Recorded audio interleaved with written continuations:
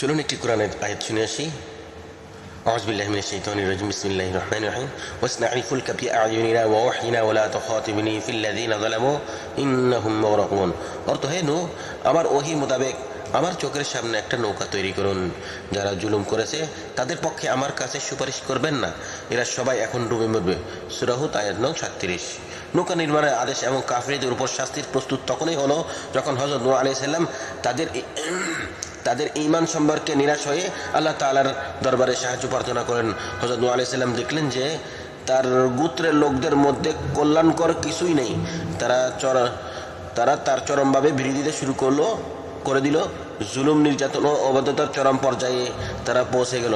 তার শত্রুতার আর কোনো দিক বাকি রইল না। হযরত নূহ আলাইহিস সালাম নিরাশ হয়ে আল্লাহ তাআলার মহান দরবারে তার জাতির অবিশ্বাসী লোকদের ব্যাপারে বদদুয়া করলেন। আল্লাহ তাআলা তার নির্যাতিত ও নিষ্পাপ বান্দার ডাকে সাড়া দেন এবং তার